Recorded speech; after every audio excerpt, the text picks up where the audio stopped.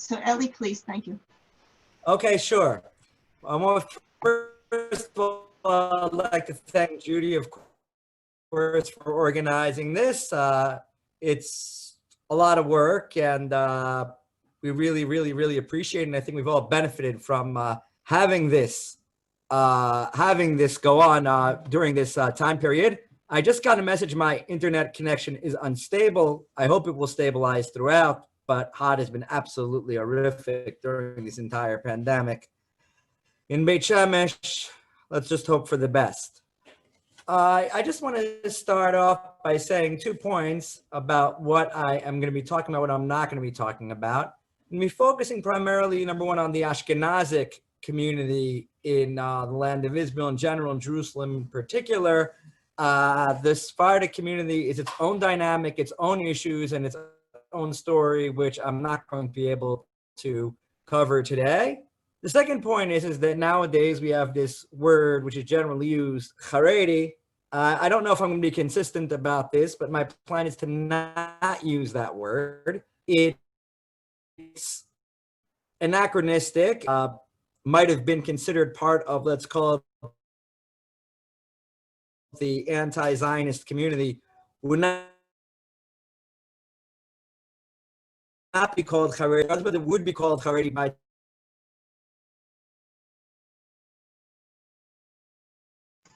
Ellie, we're having a problem. called today's. Therefore, I prefer to use the 1950. Can you hear me at all? It's very choppy. Can you hear me at all? Yes, but there's a delay. So can you put your phone somewhere, like use remote, use I'm sitting at my laptop so that I wouldn't have to rely on anything besides the modem itself. Are you close to your Wi-Fi? I'm sitting at my computer. No, the computer's one thing. Where's your Wi-Fi? Where's your router? Right in front of my nose. What? It's right in front of me. It's not going to get any better than this. Okay. I'm sorry.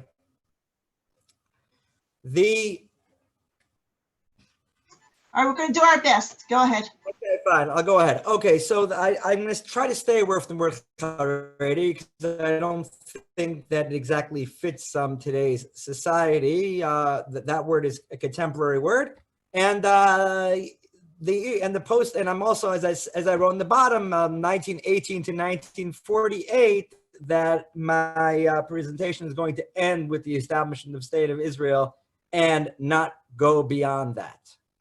The post-Balfour Declaration Jerusalem was an absolute disaster. If you look at the numbers over here, this is, by the way, taken when Yehuda Glick was a Chaver Knesset.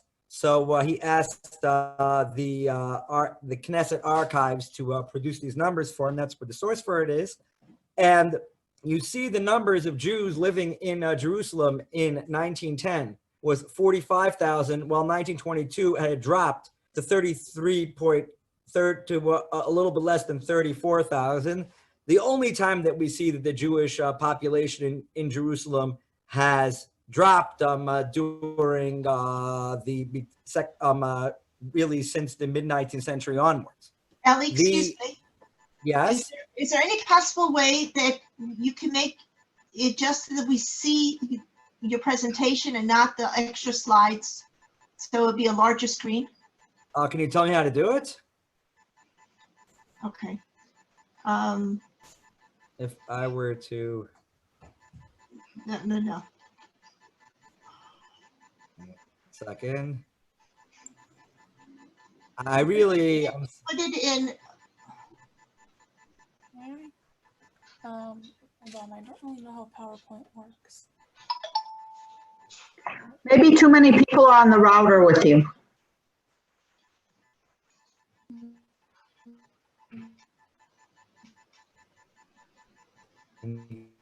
Get off. Everybody get off the internet. 1 second. Do you know how to do this, Tikva? Just a second.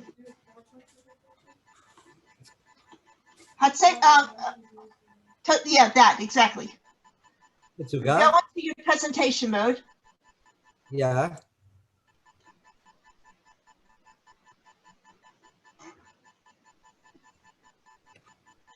Right.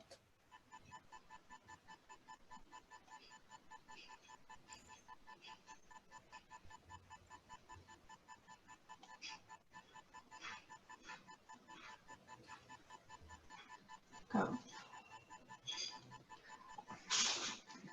All right, I don't want to keep taking up the time. Just Okay. The numbers have dropped from 33.9 to dropped to 33.9 thousand Jews in 1922.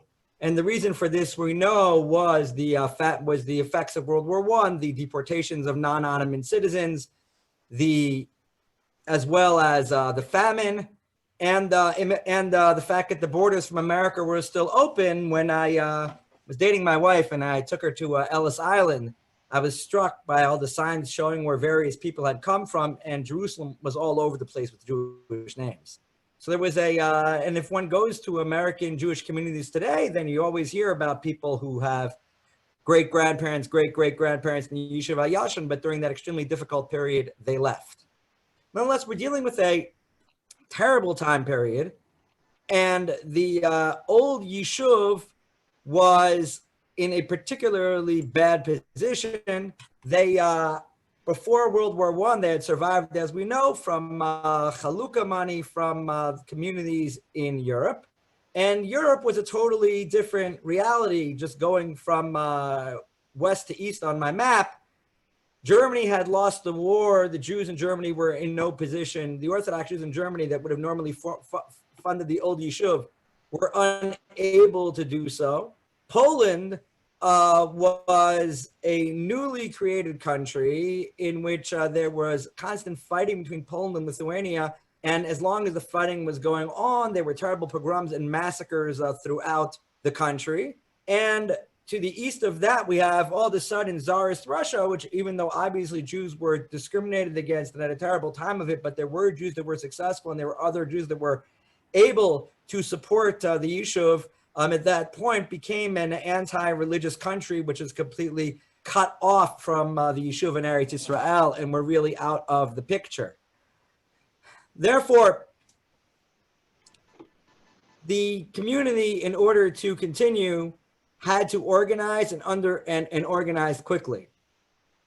The Yishuv, the Ashkenazi community, Rav had a Rav in 1906. There was constant infighting after that. When Shmuel Salan passed away, he was not replaced.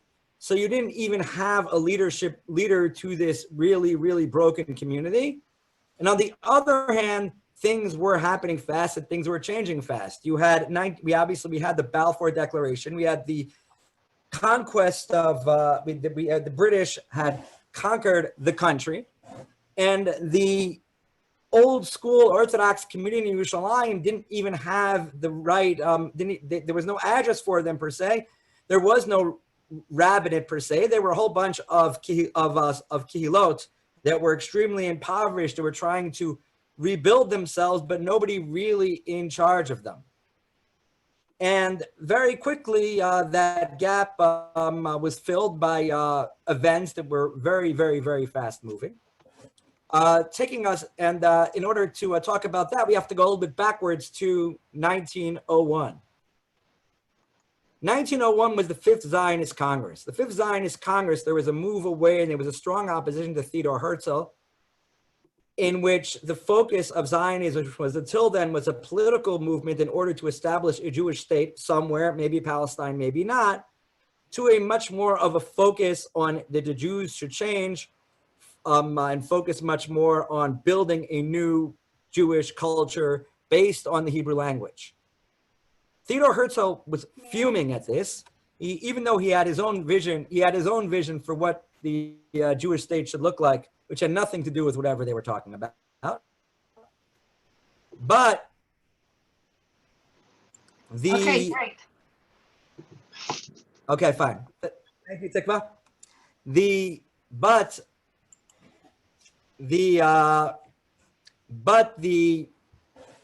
excuse me. But that vision had nothing to do with what the cultural Zionists wanted.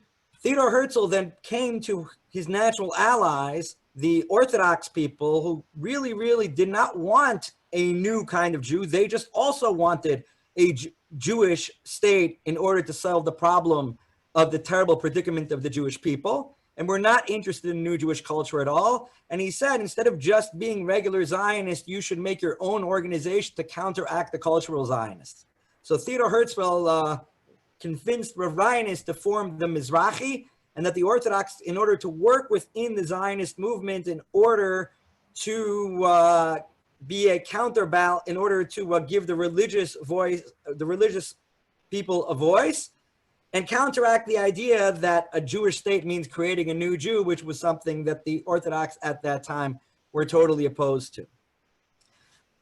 1912, those Jews who, for various reasons, were opposed to Zionism to begin with, either because there were non-observant Jews involved in the movement, or because they opposed the idea on principle of the Geula through natural means, or rebuilding Eretz Yisrael before Mashiach comes. There were different voices, gathered, felt that with cultural Zionism and with Zionism taking hold of the Zionist movement, and with the Zionist movement being an international organization of Jews and speaking more and more for the Jewish people, that there had to be an organized Orthodox international movement to counteract them and say that the Jewish people, that the Zionist movement is not speaking for us, but that we, the observant Orthodox community that does not identify with the Zionist movement, has to have their own international voice. They gathered in Germany, and this was intentional. Number one, because German Jews, who the Orthodox community, much of the Orthodox community then had their own split within the community with the Reform, and therefore believed in the idea of a separatist Orthodoxy, and had the organizational skills to pull it off. And number two, being in Germany, the Tsar was less suspicious that it was some sort of revolutionary movement. They met in Katowice, which was then part of Germany, and they formed Agudat Yisrael. As Aguda was amorphous at that point, and whether or not they were an organization based on we are opposed to building up the land of Israel at all, or whether or not we just can't identify with the Zionist movement as the Zionist movement.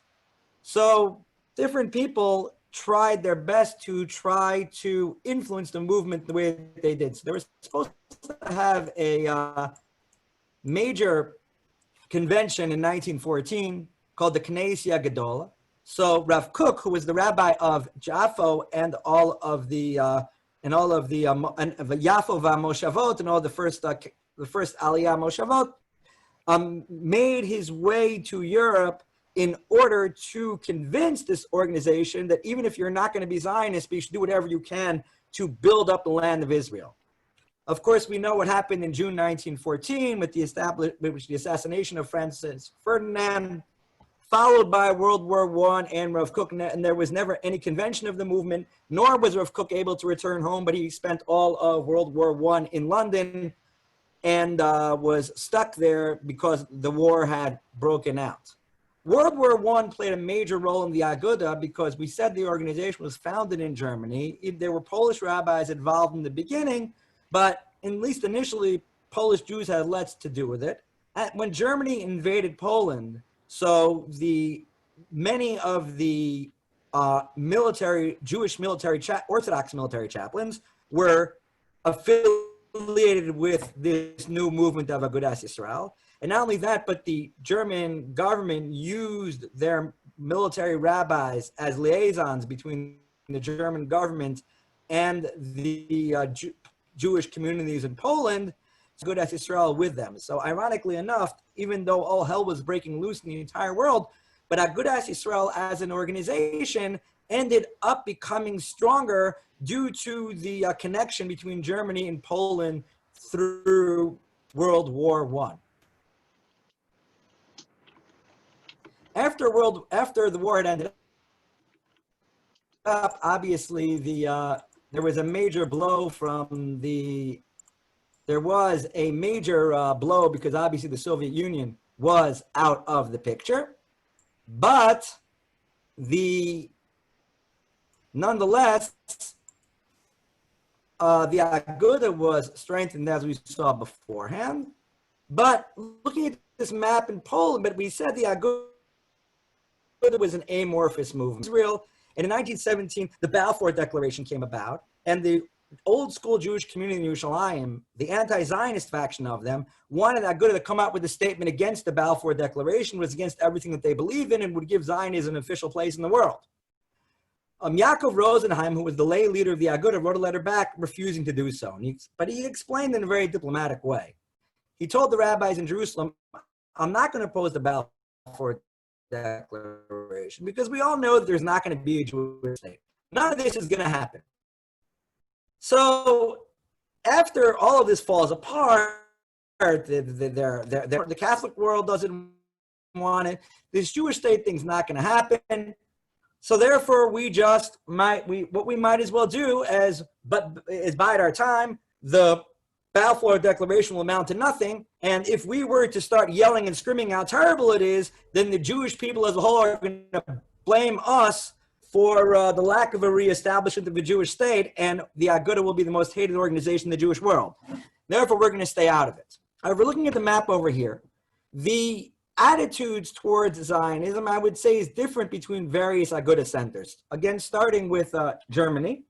Germany, the Jewish community was culturally, what I would call, to use anachronism to a large extent, modern Orthodox, very involved in the professions in the world, but religious completely separate from the non-Orthodox Jews, and they saw themselves as, after World War I, even though things were pretty bare, kehilot in Germany, and were anti-Zionists in the 1910s and 1920s. Going due east into Poland, the situation was very different. In Poland, Zionism per se, Aguda was an anti-Zionist organization. But Hasidic Poland, the Hasidic rabbis, many of them, primarily the Ger Rebbe, who we'll talk about later on, Rabbi Avram Mordechai Alter, did not believe that there was a future to Jews in Poland. The anti-Semitism created a very, very terrifying situation. And he saw himself as somebody who was only in Poland temporarily. He was constantly splitting his time between the land of Israel and Poland. It's said in Ger Hasidic circles that, for example, even in Poland, he observed one day of Yom Tov. He considered himself to be a person who lived in the land of Israel, who was only temporarily visiting Ger. And you had what I would call it, I'm not going to call them Zionists, but definitely if you could use Zionists with a lowercase z, then they were definitely the Ger and the other Hasidic rabbis who made up southwestern Poland were definitely pro settling the land of Israel. Eventually, they ran a movement parallel to many Zionist organizations. There were Aguda Hachshara farms in Poland, and the idea that the future is in the land of Israel was something that part of the organization. However, looking at the map of Poland, the Poles conquered lots of area which was meant to be part of Lithuania in the war immediately World War I. If you look at in northern Poland over there, so most of the religious Jews were religious Zionists. Most of the congregational rabbis, when we say Lithuania, we're not just talking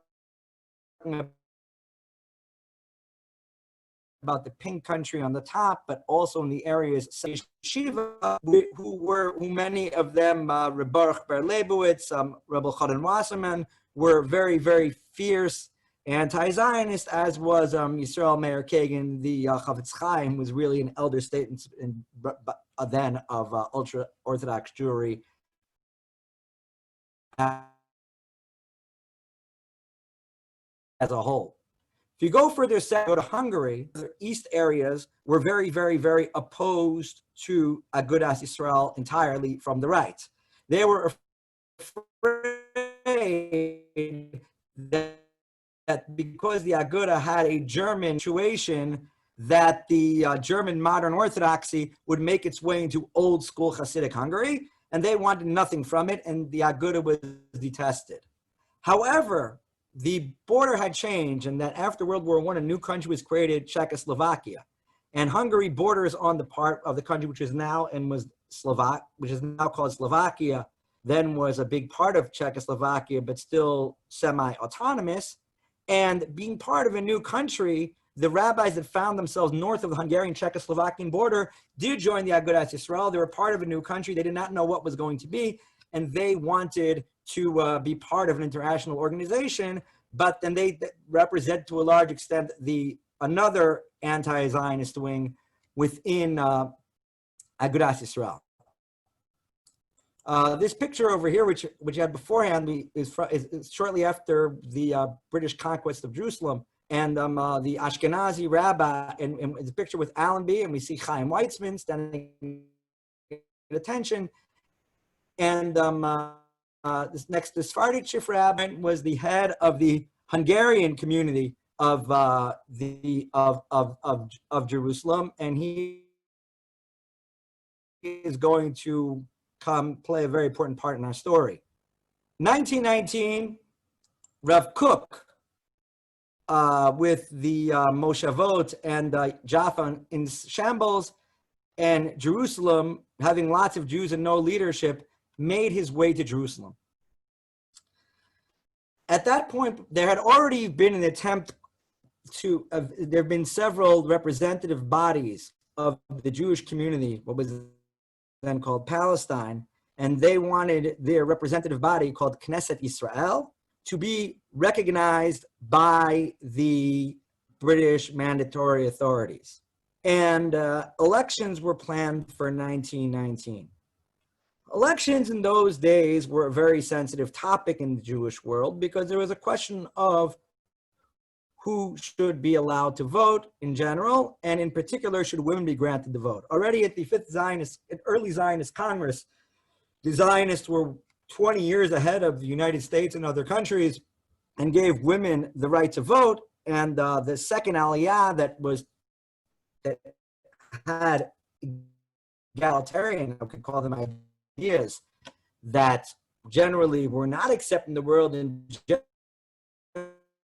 general, were not going to allow this election. The religious establishment, and much of the religious establishment, although not all of it, was very, very opposed to women voting, both because they did not think it was appropriate for women to have a say in how things should be run. They felt this went against what the role of women should be. And on top of that, they did not want there to be socializing by the polls. Rav Kook was the initially the most outspoken opponent, and did whatever he could to try to create a situation in which the election would go on with only men voting. That wasn't going to happen. There was discussion of a compromise, unclear whether or not it actually happened or not, and in which elections it happened, in which observant Jews would be allowed to vote would be given votes based on the amount of women in their family, and the women would, and therefore should still be able to participate equally in the elections, as this obviously is not going to sit well with a lot of people today, and didn't sit well with a lot of people then. But but to many parts of but to certain parts, the right wing of the ultra-Orthodox community of Jerusalem, the idea of an election having legitimacy at all that women could vote on was completely anathematic and a red line. 1919, whatever secular Jews lived in Jerusalem began to organize themselves, and they made the first secular court, Beit Mishpat HaShalom, which is now part of the legal system of the State of Israel, in order to settle disputes according to Western law, not according to halacha. That really, really pushed the Orthodox community in Jerusalem to have a rabbi to really represent their view to the British authorities. As for the first time, religion and state were taking a step away from each other. The main community of Jerusalem, called the Vad HaKlali,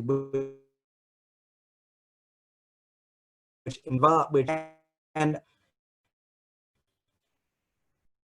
the Hungarian community, which on the other hand, that had its own general, along those for various historic reasons, the community led by a man named Rabbi Yitzchak Yerucham Diskin, whose father, Rabbi Shmuel Leib Diskin, to a large extent led the internal opposition in the pre-World War I era. They appointed Rav Yosef Chaim Sonnenfeld in this picture over here, as they called him the Rav of Jerusalem. So you have two rabbis in Jerusalem, one of whom is Rav Kook, who has support of the majority of the community, and one is Rav Yosef Chaim Sonnenfeld, who reorganized the Hungarian community, and whatever other people accepted him as the rabbi as part of a new organization called the Vad Ha'ir Ashkenazi, differentiate themselves from the Vad Ha'ir that was involved at which was an umbrella organization that was involved at appointing Rav Kook as the chief rabbi. Just to point out the difference between now and today, many of the people that eventually became the leaders of the Haredi world in the second half of the 20th century, Shlomo Zalman Auerbach, Rav Elyashiv, are people that are from the community that appointed Rav Kook as the chief rabbi and always viewed Rav Kook as the chief rabbi. Therefore, another reason why I'm trying to stay away from the Haredi, because it is super complicated. 1919, we have a chief rabbi of Jerusalem, but that's clearly not enough. Chief rabbi of Jerusalem was Sephardi and had some sort of standing authority over the Jews of the land of Israel at all, and represented the Jews of the land of Israel to the authorities. As the third Aliyah was going on, and was clear that in the vast majority of Jews moving to the country were Ashkenazi, the status quo in which the Sephardic chief rabbi represent the Sephardic community is the official community of the Jews, and the Animists by themselves, and has no official recognition, that wasn't going to stick around for that much longer. And not only that, but as the Yishuv was moving in a more secular direction, the rabbis themselves wanted the rabbinate to have a much more official standing. And the only way to do that was to have an Ashkenazic chief rabbi along with the Sephardic chief rabbi. Rabbi Yosef Sonnenfeld was horrified at the idea, and his community petitioned the British to keep the status quo, in which would be a Sephardic chief rabbi that would represent all the Jews, and that the Ashkenazim would continue to be this unrecognized, autonomous group running their own communities. They're not really officially recognized as anything. The Zionists, as well as the community that supported Rav Kook, wanted Rav Kook to be the chief rabbi, not of Jerusalem alone, but of the land of Israel. Elections were held in 1921, and Rav Kook was elected chief rabbi. The fact that they were Rav Kook felt uncomfortable, and he said this straight out about the fact that some of the people that were involved in electing him were not necessarily observant to the anti-Zionist community led by Rav Yosef Chaim Sonnenfeld. This was yet another red line that Rav Kook had crossed. So by now you had the chief rabbinate of Palestine, along with a chief rabbi of Jerusalem. Tzvi Pesach Frank took over Rav Kook's job and was the new rabbi of that community. And then you had people on the other side that were opposed to the whole thing. Agudas Yisrael, which was not really involved in Palestine, at least in any real capacity before World War I, stepped in very quickly in the aftermath of these years. And as they stood to a large extent for a separate Orthodox, which disassociated from Reform in Germany and in Hungary, so over here they saw themselves as a separatist Orthodox, separating themselves from the general community of Jews. And very quickly, the Bezdin and the community around the Yosef Chaim Sonnenfeld was merged in, became the Jerusalem branch of Agudas Yisrael. Once Agudas Yisrael was now in Jerusalem connected, so now the issues which were avoided until then over whatever was going on in the early 1920s and the Jewish agency being formed and the San Marino, et cetera, and the Sykes-Picot. And as things are moving very quickly regarding Zionism in the international front, Aguda as an international organization had the possibility of playing a role in deciding things. But you were dealing, but as people in Jerusalem, by and large, only spoke Yiddish, had no real way of communicating with the world at large in any way which was deemed appropriate or effective. So it didn't look like that can happen until a really, really strange thing happened. And that is this man over here, Yaakov YISRAEL Dahan. Yaakov YISRAEL Dahan was some sort of crazy genius. He spoke 30 languages, was a lawyer and a law professor in Holland. He grew up in an Orthodox home, abandoned religion, flirted with Christianity, married a non-Jewish woman, but it's generally accepted based on the homoerotic poetry that he had written, which is very clearly autobiographical, that his interest laid that he was a semi-active homosexual. To this day, in various pride marches in Amsterdam, his name is mentioned. And at the end of World War I, he went through a change of heart in his religious beliefs and totally fell in love with the idea of religious Zionism. He joined the Mizrahi, but as a real religious Zionist, the idea of being a religious Zionist in Holland did not appeal to him. And he picked up and he made Aliyah. And very quickly landed a job in the new law school, which was founded by the Mandatory Authorities. But in Jerusalem, he had another change of heart, and he met Rav Yosef Chaim Sonnenfeld and dropped Zionism entirely, and within a matter of months became an extremist anti-Zionist. As somebody who had all sorts of connections abroad, as well as the ability of representing the Aguda position, and I would say not just formulating, but forming the Aguda position, because he was speaking in languages to the larger world, which Yosef Chaim Sonnenfeld did not necessarily know what he was doing. And it's not exactly clear to what extent he was working on behalf of the rabbi and to what extent he was working on his own. He sent all sorts of, he sent all sorts of memos to the League of Nations, opposing Rav Kook, opposing the Balfour Declaration, opposing Zionism, opposing everything. And during the early 1920s, he, representing Agudat Yisrael, was trying to create a situation where the world, instead of recognizing the Jewish agency as representing the Jewish people in Palestine and in the world in general, should recognize the Aguda, which was at least still at that point the majority of the Jews in Jerusalem, and began to create an alternate foreign policy for the Aguda. Doing so, in 1924, he crossed over the Jordan and met with Hussein, the Emir of Transjordan, whose son Abdullah became the first king of Transjordan and Jordan later on.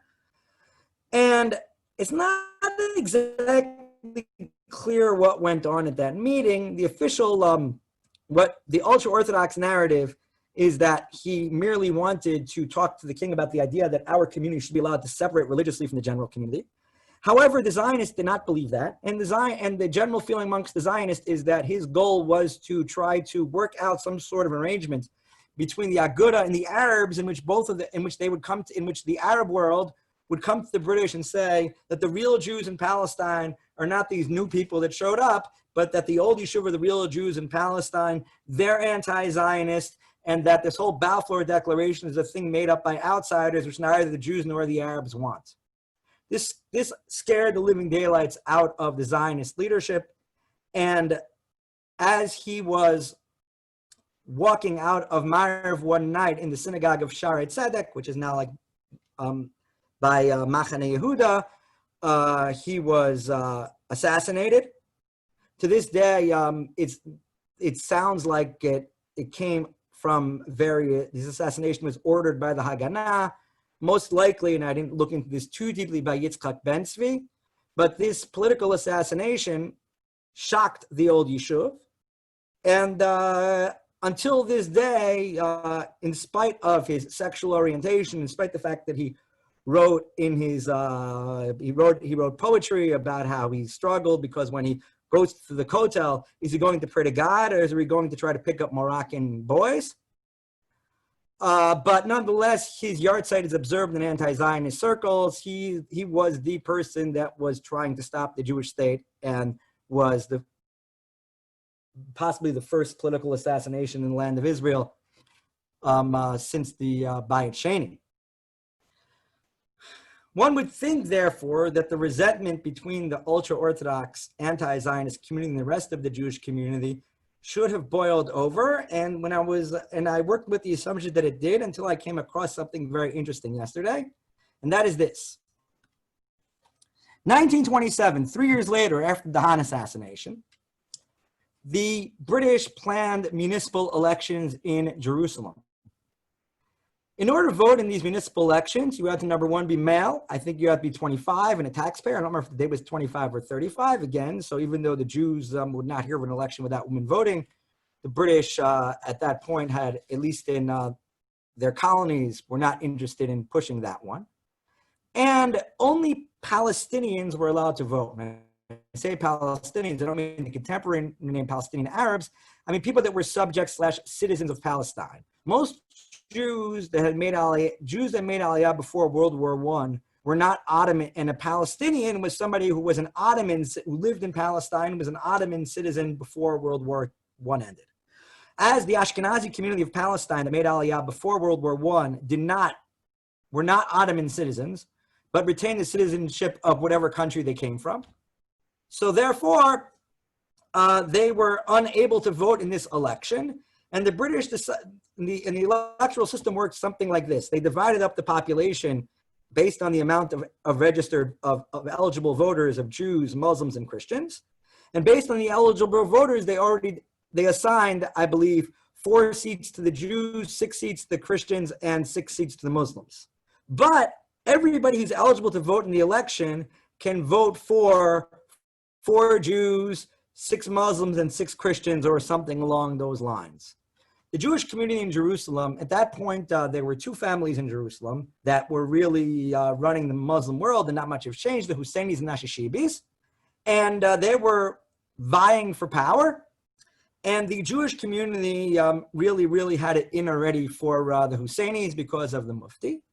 And therefore, they made a decision they wanted to organize, and there should be one Jewish party, and that all the Jews should vote as a bloc for the same Christians and the same Muslims in order to somehow create, in order to put people on the city council that would not be hostile to the Jewish community.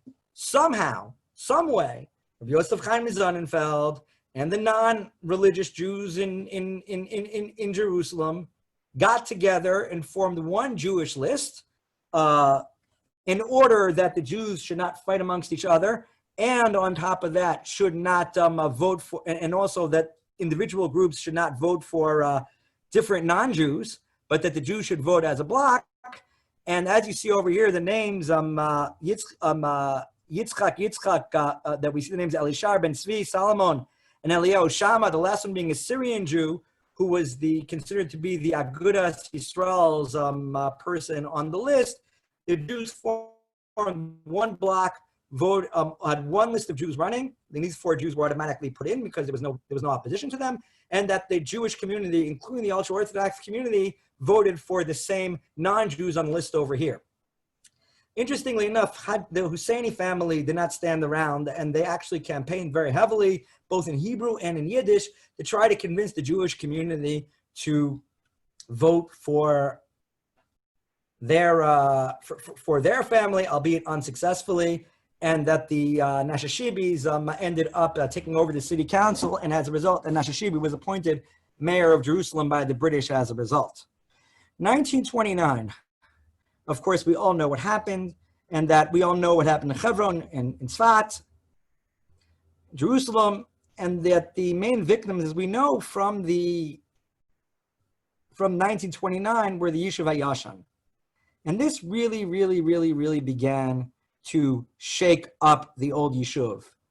The Haganah was asked to leave Jerusalem, leave Hebron immediately before the pogrom had happened, because the old Yishuv did not think that they were necessary, and that there was a general feeling at that point that the arguments that went on in Hungary or Germany about Jews, about total separation between different kinds of Jews, became much, much, much less relevant to the Jews in Palestine as a whole, because of the predicament that they found themselves in, and this may have had to do with some of the changes that went on afterwards. 1933, Rav Yosef Zvi Dushinsky, who was a rabbi in Chust in Slovakia, was brought in by the Aguda to become the new chief rabbi of that community as of Yosef Chaim Sonnenfeld had passed away. He was brought in to visit beforehand, and he was really picked as a successor already in 1929. He had visited Jerusalem and met with the various people in that community over there. And he was brought in as the leader of the dual-headed, let's call it Aguda / what was initially called the Ashkenazi Council, and those ultra-Orthodox Jews who opposed the chief rabbinate and Rav Kook. I found this in a JTA report, fascinatingly enough. This is 1933, and it talks about, at his installation, about how diplomatic corps was invited, as at that point, the Agudas YISRAEL was given the right by the British government even though Knesset Yisrael was recognized as the religious body of the Jewish people in the land of Israel, with a religious leadership headed by the chief rabbinate. But if you wanted to secede for religious purposes, you were allowed to, and therefore the Aguda people seceded from the general community and were headed by Rav Yosef Chaim Sonnenfeld at first, then later Rabbi Dushinsky, who had an official standing by the British. And to a certain extent, that community has official standing even today in the state of Israel, which is another talk. Interestingly enough, over here, the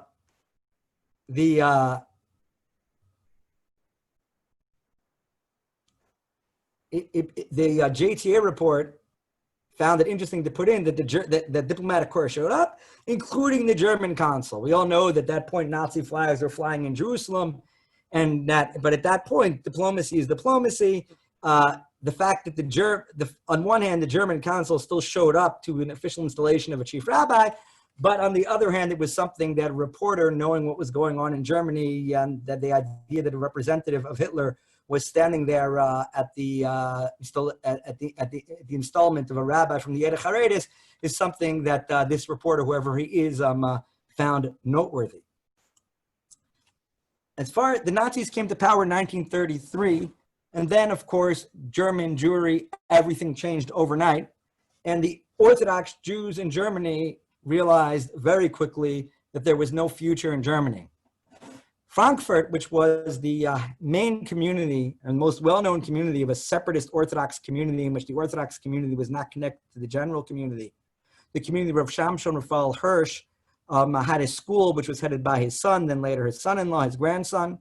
And in 1933, that school was a school in which really the modern day school is to a large extent based on that both Hebrew, the kids in first grade already learned how to read Hebrew and German. They was split between religious studies and secular studies as the year, due to the laws in Germany and in Frankfurt, there's actually very, very little religious studies going on, and probably more, and that you had a community which was really involved in the world, what's called Torah in Derech Eretz. That the administration of that school in 1933 showed up in the land of Israel, and as they were Aguda people, they showed up went with Rav Dushinsky and said, we got to get out of Germany. We want to reestablish our own community within your Aguda world. We want to start a school similar to the school that we have in Frankfurt. And don't worry, we're going to start separating the classes in 5th grade, and that the boys and girls will only be allowed to hang out together during recess. And to the German Jews, this sounded like they were a bunch of religious fanatics. Rabbi Dushinsky was sitting there in utter total shock. The idea of girls' school, whatever girls' schools existed in Jerusalem, we'll talk about that soon, were very, very old school. The idea of a co-ed school, there was a cherem against teaching secular studies and teaching English. And right away, obviously, they said they were going to teach English. They already taught English in in Germany already. And of course, the language of instruction, these kids didn't speak Yiddish at all, was going to be in Ivrit. In order that they should accommodate themselves to the new country that they were in, Rav Dushinsky said, what are you talking about? None of this is going to happen. What does this have to do with the Judaism that I know about? Leave me alone, get out of here. And they went back to Germany, and they then, with or, and without Rabbi Dushinsky's permission, in September 1933, showed up over here. Right over here, we have a great picture of the Chorev school, right in the area of Brichat Namila. This building over here, we see Beit Sefer Chorev. And they started what's called a co-ed school by people who in their previous lives and their present lives saw themselves as part of the non-Zionist Aguda world. This made life very complicated for the old yeshuv that obviously culturally and religiously had nothing to do with these people. And as long as they were in Germany and being anti-Zionist over there, whatever they did in their own schools, none of their business. But the fact that they were doing this over here made things very uncomfortable. In the 9 years before 1933, the fourth Aliyah happened, and then many, many Polish Jews moved to the land of Israel. They were not interested, by and large, in moving to Jerusalem, including the Hasidic Jews who had moved from Poland. It was very difficult to earn a living in Jerusalem, and as a result, many Hasidic Jews, as well as Hasidic Rebbes, settled in Tel Aviv, and saw themselves as what I would say, for lack of a better word, balabatish people, small business owners, who, even if they were not card-carrying Zionists, saw themselves as part of the community in general. However, this was a problem, because if you couldn't be part of the community in general and be a member of Agudat YISRAEL. Agudat YISRAEL required that its members separate from the general community of Knesset Yisrael. Therefore, the Hasidic Jews in Tel Aviv were connected to everybody else, had no use for this, and they found their own organization, they called Agudat HaCharedim or something like that, that was in order that they can be part of the general community in Jews, because they had no use of being part of a separatist or ultra-Orthodox communities per se. 1933, in the fifth Aliyah, many of those Polish Jews came to Jerusalem and started a school called Beit Yaakov HaChadash, as opposed to Beit Yaakov HaYashan. And that school taught in Hebrew, which again, Rav Dushinsky was fuming. What kind of business is that? That we have a situation in which Jews that are supposed to be part of my community, of the ultra-Orthodox community, of the Aguda community, are teaching in Hebrew. But the Polish Jews didn't really care what this old Hungarian Slovakian rabbi said. It didn't matter to them at all. They were trying to rebuild their lives over here and were not interested in isolating themselves and creating that kind of community. And as a result, the Aguda began to move in a bit of a different direction as their base began to really change. Rav Dushinsky responded by this interesting idea. He wanted to bring in, the only way that he could balance things out in Jerusalem and in the country as a whole would be if you were to bring real hardcore ultra-Orthodox Jews back from his home place, Marmarosh, which is a province part of Hungary/Czechoslovakia, where you had many ultra-Orthodox Jewish farmers. And he really attempted, along with many rabbis who generally were not associated with building the land of Israel at all, along with the Rabbi Yoel Teitelbaum, who was the rabbi in Satmar, to try to convince old school Marmarosh ultra-Orthodox farmers to settle the land in order to create a counterweight within Aguda circles to the, let's call it, more Zionistic immigrants that had come in from Germany and Poland. The German Jews in particular, they would go to a synagogue one day and they would all say how they're anti-Zionist, but they would go to the opera in the evening and part of the culture in general, and they really did not fit in with whatever the Aguda of the 1920s had in mind. 1935, the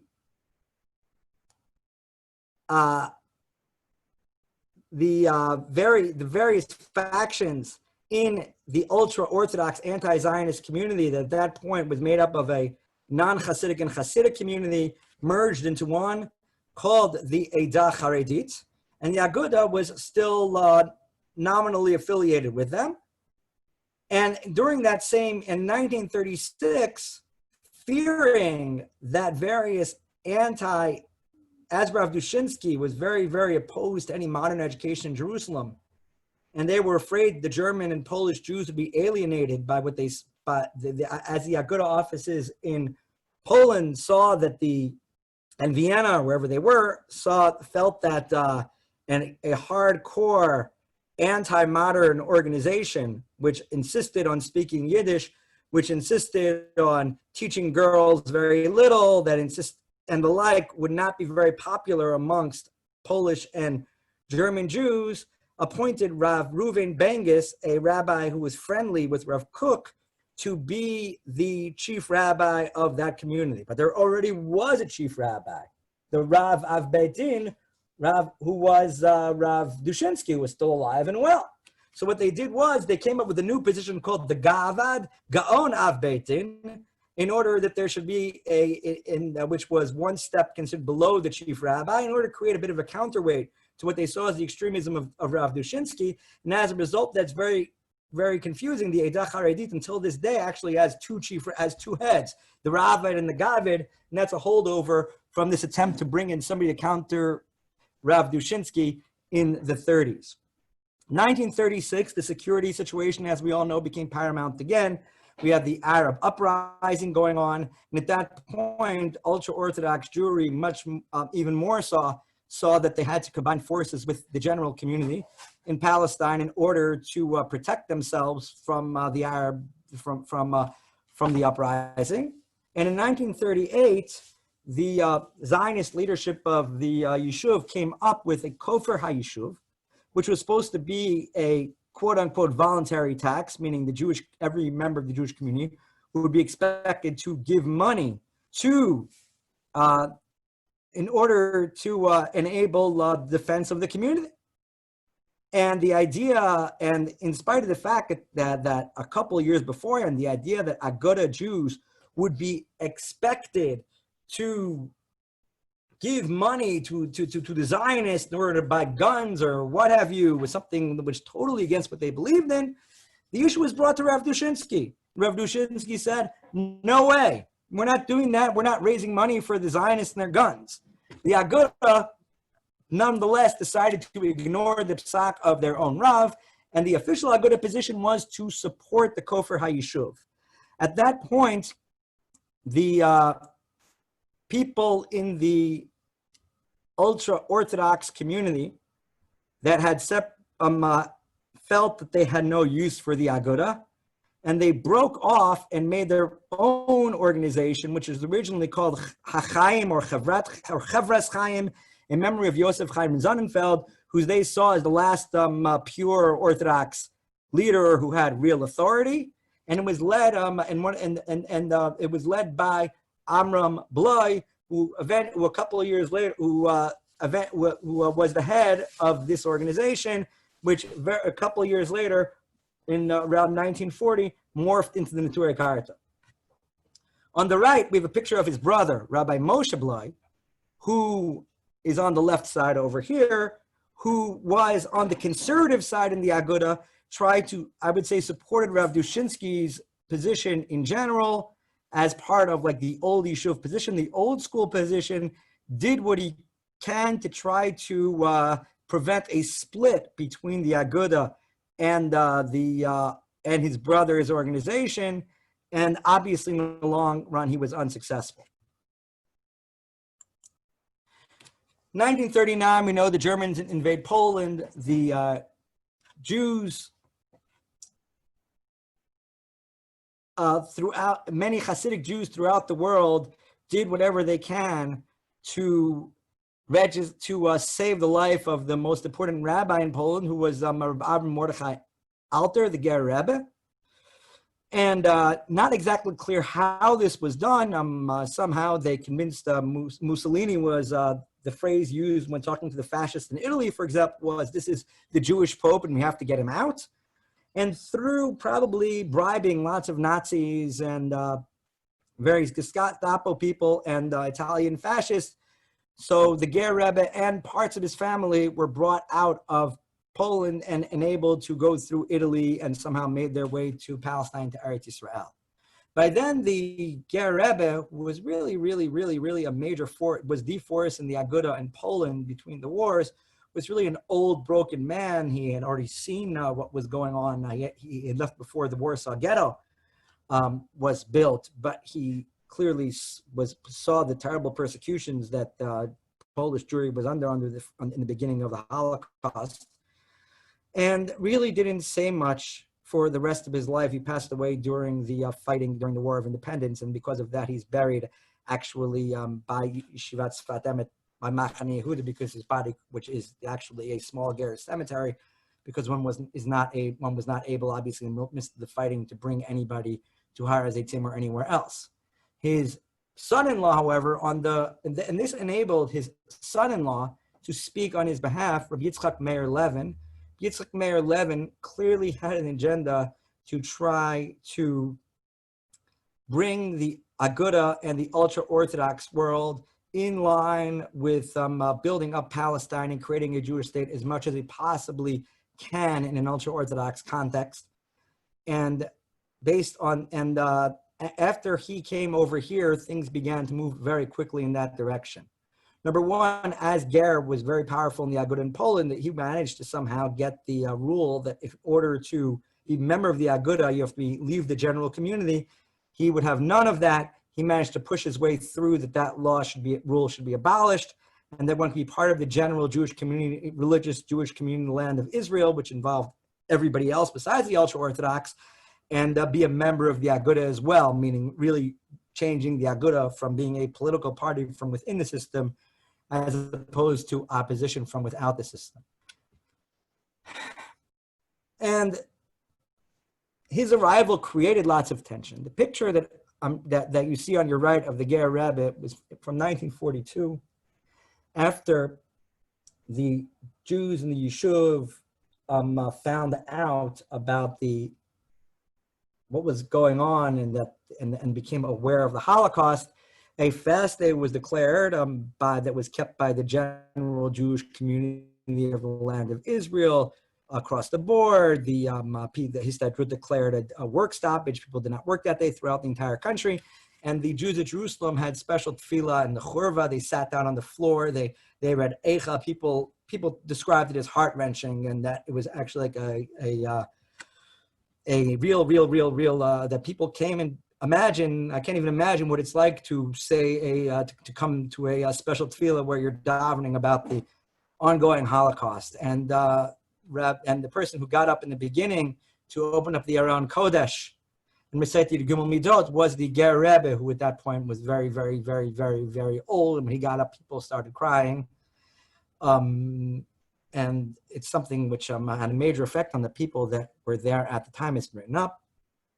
Rav Dushinsky refused to go. Rav Dushinsky, even for a tefillah for the Holocaust, during the Holocaust, even though he realized the magnitude as well, the Yedach Haredis declared fasting in a day of prayer for, I believe, one day the next week, and did their own thing. So on there, and this is like an important event to point out to people, maybe when talking in the Churva. However, I don't mean to be cynical, but in the context of what we're talking about over here, it really brings out a second point in that we see the Aguda and Ger being much more being part of the general community in Palestine, with a small group of the including the official Rav of the organization that the Ger Hasidim are supposed to be affiliated with, taking another approach. 1946. After 1947, with the discussion of the partition plan coming up, so even though there were many anti-Zionist rabbis in made Aliyah in 1940, but I would say that the Gerer Hasidim, led by Rabbi Yitzchak Meir Levin, managed to shunt the anti-Zionist aside and entered negotiations with Ben Gurion about the possibility of supporting the Jewish state in the making. And here Ben Gurion wrote a letter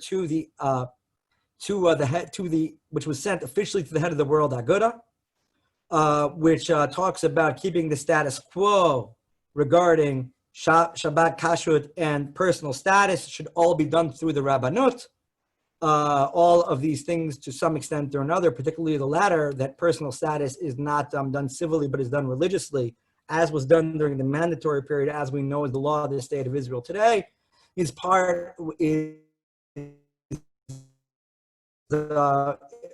are all the concessions to the Aguda in return for their support of a Jewish state. Obviously, Kaftet November, we have the vote in the UN. This did not come out exactly well. But what's interesting in this picture over here is that we have a statement that girls should not serve in the army. However, it says on the top, it talks about everybody should go to religious units in the army. Another poster, the Aguda actually signed something saying that it's been brought to our attention that there's a problem with religious people going to the army. All of those problems have been dealt with, and that's the obligation of everybody to come serve, not in the army, in the fighting forces of the Jewish people. This is before the establishment of the state. I wasn't able to get hold of that poster, but I haven't seen it online, but it's hanging in the museum, or at least was hanging in the museum in Givat HaTachmoshet. It says in the bottom how women should not serve in the army, but that women should instead do all sorts of other things, that they should therefore do some sort of national service, which after the state of Israel became a real issue, in order to help with the fighting effort from outside of the army. On the other hand, obviously, the idea that religious people should serve in the army, which was the position of the Aguda, was talking about religious people as a whole. Regarding yeshiva students, Rabbi Zalman Meltzer was Rosh Yeshiva of Eitz Chaim, the largest yeshiva of the old yeshuv, said about how no yeshiva student should serve in the army at all. They shouldn't sign up. They shouldn't do anything. And the already during, and Rabbi Zalman Meltzer went to Ben Gurion, and how that manifested itself during the war at different times is an issue of itself. But as a general rule, that yeshiva students were exempt from serving in the army even during the war was to a large extent the case. There were people of Chaim Kanievsky, who was learning in Panovich at the time, did have them, the people in Panovich were drafted in some form or another on an ad hoc basis. And even those yeshiva students, and even though the original idea is that yeshiva students be left out of the war entirely, when the siege happened in Jerusalem and when Jerusalem was attacked on a basis, so even on Shabbat, the yeshiva students would took part in the fighting on an ad hoc basis. But the idea that yeshiva students should not serve in the fighting forces is something that we also see coming out. But interestingly enough, not through the official ultra-Orthodox channels, through Agudat Yisrael, the political leadership, but from Rabbi Yisrael Zalman Meltzer as a private Rosh Yeshiva who had his own dealings with Ben Gurion, who got this thing passed through. May 14th, 1948, we have the establishment of the State of Israel. And the signatures on the bottom were really, really, really way too difficult to show.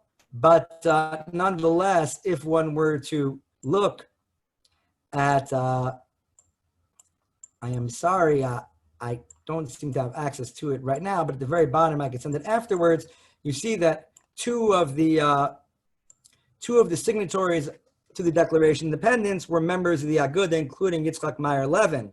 So from the days of the early days where the idea of there being total separation until a time when the Aguda, keeping in mind that showed you to what extent the Aguda was considered part of the mainstream at that point in time.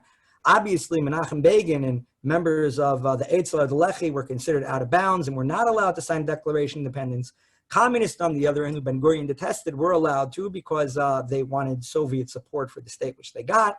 And it was very important for the Ben Gurion that even though Yitzchak Meir Levin was not present at the signing Declaration of Independence, he was in America at that time, but space was left on it in order that he should be able to sign Declaration of Independence along with Golda Meir upon his return to the land of Israel. So we see to a large extent, at least official ultra-Orthodoxy taking a turn. The group that split off in 1936, Chavrat Chaim, when they saw that the Aguda was moving in a more modern direction, became the Neturei Karta. And in 1945, the ultra-Orthodox community, the official Orthodox community, Rav Dushinsky, who died during the 48 war, had at that point still two factions. It had the Aguda, or people that were affiliated with the Aguda and the Eidah Charedit, and the Neturei Karta people. The elections were held in 1945 in order to make a representative council for the ultra-Orthodox anti-Zionist community. And the results of the election were overwhelmingly in favor of the Neturei Karta's people. And as a result, the Neturei Karta took over at that, the Eidah Charedit, which was the rabbinic, to a large extent synonymous with the Aguda from the 20s until some point in the 30s, became totally detached from the Aguda, and that Aguda YISRAEL was no longer welcome in the Eidah Charedit. And that's the reality until today, where Aguda is an organization which politically takes part in Israeli elections. Eidah Charedit until this day opposes them, and that the Eidah Charedit, even though they're an umbrella organization and most of the people in them are not Neturei Karta people as we know about them today, but that election made a situation where the Eidah Charedit would become an anti-Zionist organization and not follow the approach of the Aguda that had modified during the years. Thank you. Fabulous. Thank you very much. This was so informative. This was great. Please review the chats now. Okay, fine. Let me see. Let me get to it. I'm sorry, just give me a second here. Get back to Zoom. Yeah.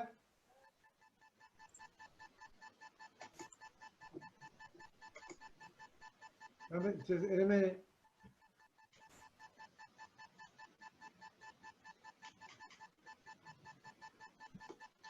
I am sorry. I am new to this. How do I find the chats? On the bottom, it says chat. All right. On your screen. I haven't really. All right, 1 second. Let me try to get you out of. I have to figure out how to open this properly. Okay, do you see it now? Yes, I do. Chats.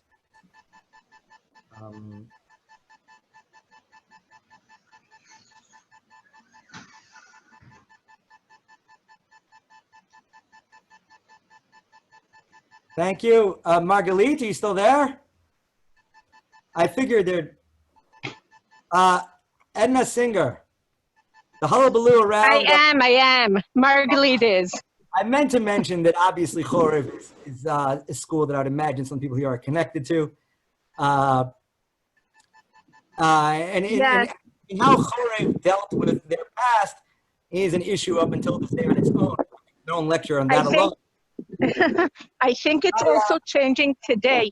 I want to mention, Ellie, a continuation of this talk would be how the inner changes in the, not the Haredi world, but in what we call the Dati Leumi world are also based on many of the things you spoke about. Absolutely. So that would be a good continuation. Okay, I'll try. Hopefully we'll all be at work, but if we're not, that will be next time. I wish. Thanks. Edna, is Edna there? Regarding the hullabaloo around the Lemel school, that I did not mention that because that had taken place earlier. That was a 19th century issue. Adina Lear, good point. That is what was said. Obviously, the official line was, I don't think that there has to be one reason why they went. I think the fact that they wanted to live in a place which is more financially stable was a big part of it. I think the fact that they didn't want to be around the old yeshiva was another part of it, and the fact that there was no, and there doesn't have to be only one reason alone, but that was definitely part of it. Thank you, Judy. I'd love to see that photograph about with Rav Goren. Avram Berg, that's in a totally different talk from a much later period, which I don't really think is connected exactly to, at least directly to the talk which I had, but that's a fascinating topic of its own. I'd like to thank everybody I'd like to thank everybody, and I'd like to thank Judy again for organizing this, and looking forward to tomorrow's presentation. The picture, Ellie, the picture that she's talking about, the yeshiva Bachram holding the rifles, is not connected to Rav Goren. I have the picture also. I'll be happy to send it to you I saw a afterwards. picture, a guy wearing a black hat and a sweater. There's several. They're holding their training. There's a few of them. And Right. but it's not connected to Rav Goren. It's just, she happened to have written two separate statements, I think. But anyway, thank you so much. I've learned so much and I really, really enjoyed it. Thank you very much. Okay, thank you, everybody. Okay, great. Thank you, guys. We'll see you on Thursday. Bye. Bye-bye. Thanks, Judy.